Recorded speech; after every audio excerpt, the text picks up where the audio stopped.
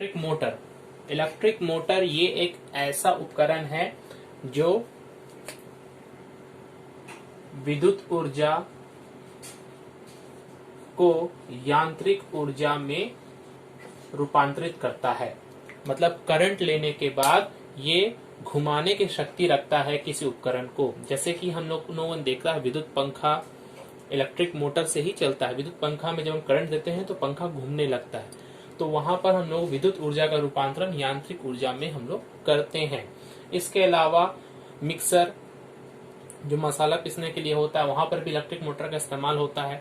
गाड़ियों में भी इलेक्ट्रिक मोटर का इस्तेमाल होता है। तो इलेक्ट्रिक मोटर का इस्तेमाल हम लोग बहुत जगह देखते हैं। तो ये इलेक्ट्रिक मोटर जो है विद्युत ऊर्जा को यांत्रिक ऊर्जा में बदलता है। ये किस सिद्धांत पर कार्य करता है? इलेक्ट्रिक मोटर जो है फ्लेमिंग के बाएं हाथ का नियम, जो हम लोगों ने जो पढ़ा था बाएं हाथ का नियम, उस बाएं हाथ के नियम पर ही कार्य करता है। इसलिए फ्लेमिंग के बाएं हाथ के नियम को हम लोग मोटर सिद्धांत भी कहते हैं। तो अगर एग्जाम में क्वेश्चन है कि मोटर का सिद्धांत लिखो या फ्लेमिंग के बाएं हाथ का सिद्धांत लिखो, तो हम लोग क्या कहेंगे? फ्लेमिंग के बाएं हाथ के सिद्धांत को ही मोटर का सिद्धांत कहते हैं। यदि हम बाएं हाथ की प्रथम तीन उंगलियों को, अंगूठा, तर्जनी और मध्य उंगली को इस प्रकार फैलाएं कि तीनों एक दूसरे के लंबवत हो और मध्य उंगली विद्युत धारा की दिशा, तर्जनी चुंबकीय क्षेत्र की दिशा बतलाए, तो अंगूठा के द्वारा चालक के घूमने की दिशा पता चलती है। तो इस इलेक्ट्रिक मोटर का एक छोटा सा डायग्राम बना के दिखाया गया है आपको समझाने के लिए। देखें, दो चुंबक है, स्थायी चुंबक है, परमानेंट मैग्नेट से नॉर्थ और साउथ मैग्नेट से पोल से। इसके बीच में तार की कुंडली, मतलब तार का एक आयताकार इस तरह का कुंडली हम लोगों ने बनाया है, जिसके ये ABCD नाम दिया है। और इसको दो स्प्लिट रिंग्स, ये रिंग की तरह है, जैसे रिंग होता है मगर ये आधा रिंग, हाफ रिंग है। देखिए R1 और R2 दो रिंग से ये जुड़े हुए हैं। और ये दोनों रिंग्स का जो दूसरा सिरा है ये कार्बन के ब्रश है। जैसा कार्बन होता है, कार्बन हम जानते हैं, उस कार्बन के ब्रश से जुड़ा हुआ है और जस्ट उसको टच कर रहा है। और इस X और Y दो कार्बन ब्रश है। ये दोनों ब्रश को हम लोगों ने बैटरी के प्लस और माइनस टर्मिनल से जोड़ रखा है। प्लस और माइनस टर्मिनल से जोड़ रखा है। तो यहाँ पर देखेंगे कि फ्लेमिंग के बाएं हाथ का नियम कैसे लागू होता है। तो यहाँ पर देखिए आप, प्लस से करंट ऊपर की तरफ जा रहा है, जाकर इस X से ब्रश से होते हुए इस रिंग पर आ रहा है और रिंग से ये A से B के डायरेक्शन में जा रहा है, फिर B से C और फिर C से D होते हुए ये वापस Y के द्वारा वापस चला आ रहा है। तो ये है पूरा सर्किट हमारे पास। पहली बात को एक आप लोग नोट करेंगे कि चुंबकीय क्षेत्र में जब कोई चालक को रखते हैं तो उसको अगर हम इस डायरेक्शन में रखें, जिस डायरेक्शन में चुंबकीय बल जा रहा है, यहाँ पर चुंबकीय बल क्या है? नॉर्थ से साउथ की तरफ, इस दिशा में, जैसा भी हम पहले पढ़ चुके हैं। अगर हम किसी चालक को इसी दिशा में रखते हैं तो उस पर कोई बल कार्य नहीं करता है।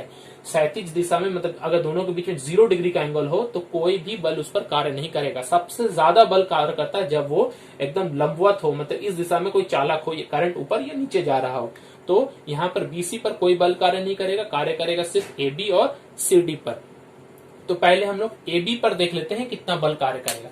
तो यहाँ पर फ्लेमिंग के हम लोग बाएं हाथ का नियम हम लोग लगाकर देखेंगे। करंट का डायरेक्शन किधर है? AB। तो इन तीनों में करंट कौन बतलाता है बताइए? हम लोगों ने पढ़ा था फादर, मदर और चाइल्ड। चाइल्ड यानी कि बीच की उंगली जो है, ये हमारा हमेशा मध्य उंगली जो है, ये करंट को बतलाती है। तो करंट क्या है? अगर बोर्ड के हिसाब से देखें तो नीचे से ऊपर की तरफ, तो ये करंट का डायरेक्शन है।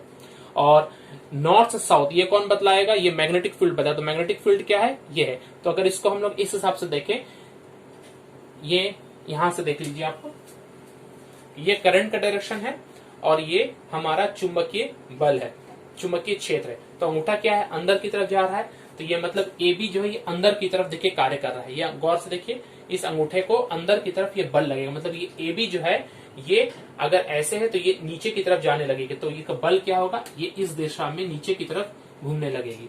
अब जब ये नीचे की तरफ जाएगी तो ये CD पर भी ध्यान दे, इस पर कैसा बल लग रहा है?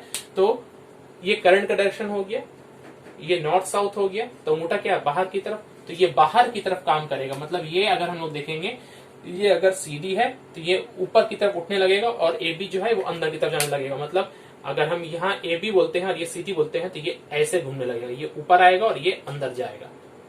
तो ये जब एक आधा चक्कर पूरा करेगा, देखिए AB है, AB घूमकर यहाँ पर आ गया, CD की जगह में आ गया और CD इसके AB की जगह में आ गया। यहाँ क्या हुआ?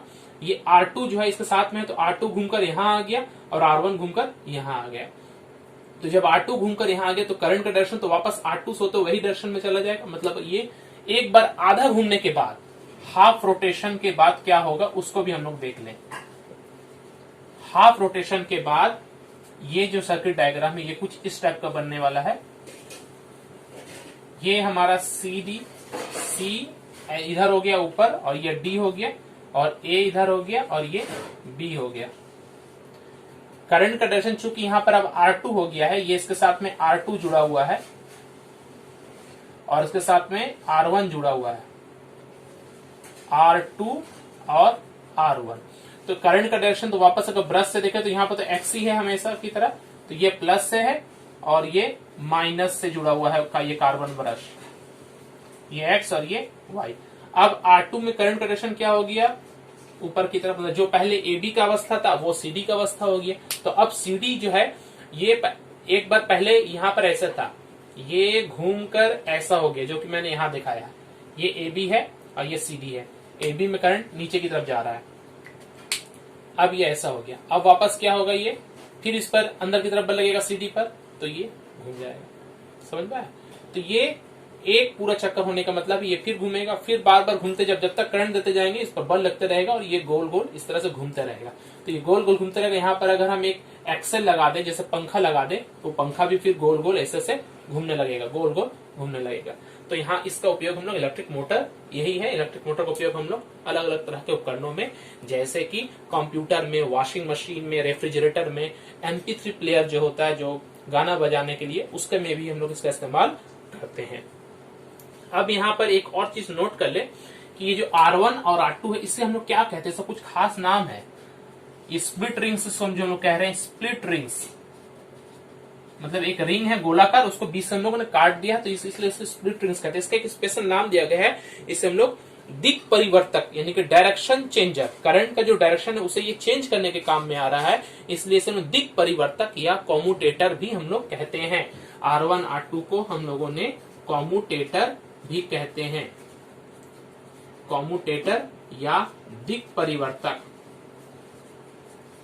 क्यों दिक परिवर्तक कह रहे हैं, क्योंकि CD में एक बार करंट नीचे की तरफ जा रहा था और दूसरी अवस्था में ऊपर की तरफ जा रही है। क्यों हो रहा है, क्योंकि ये अपने R2 के कारण इस पे जो करंट हो रहा है, यहाँ पर जब R2 आ जा रहा है तो करंट का डायरेक्शन इस पर चेंज हो जा रहा है। तो ये R1 और R2 के कारण ही इसमें डायरेक्शन, करंट का डायरेक्शन चेंज हो रहा है, इसलिए हम लोग दिक परिवर्तक कहते हैं। तो एग्जाम में अगर क्वेश्चन आए कि इलेक्ट्रिक मोटर में स्प्लिट रिंग्स या विभक्त विलय, हिंदी में विभक्त मतलब कटा हुआ वलय कहते हैं, विभक्त वलय का क्या कार्य है, विभक्त विलय का क्या कार्य है, अगर ये क्वेश्चन आए हमारे पास, यानी कि स्प्लिट रिंग्स का क्या कार्य है, तो स्प्लिट रिंग्स का कार्य क्या है, ये इलेक्ट्रिक मोटर में दिक परिवर्तक का कार्य करता है, कॉम्यूटेटर का कार्य करता है।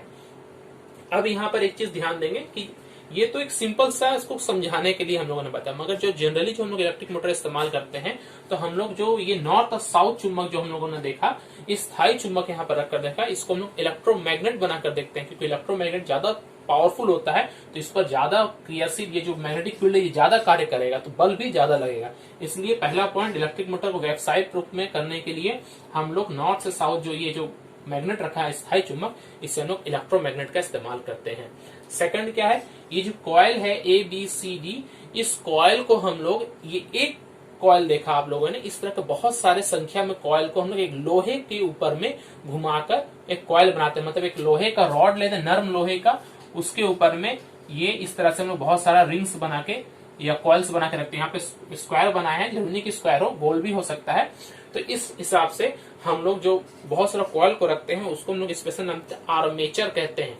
आर्मेचर मतलब कॉइल प्लस लोहा, कॉइल प्लस आयरन, ये जो दो मिलकर बनते हैं हम लोग आर्मेचर कहते हैं। आर्मेचर होने की वजह से एक फेरे पर जो बल लगता है, अगर हम उसको 100 फेरा कर दे तो बल 100 गुना बढ़ जाएगा, तो ये बहुत तेजी से घूमने लगेगा। तो इसलिए आर्मेचर का काम क्या है, ये विद्युत मोटर की शक्ति को बढ़ाता है। तो अगर हमारे क्वेश्चन आए कि आर्मेचर किसे कहते हैं, तो विद्युत मोटर के अंदर में जो तांबे के तार का जो कॉइल्स होता है, उसके असंख्य फेरों के साथ में एक नर्म लोहे का टुकड़ा अगर जोड़ दिया जाए तो इलेक्ट्रिक मोटर की शक्ति बहुत ज्यादा बढ़ जाती है, जिसे हम लोग आर्मेचर कहते हैं।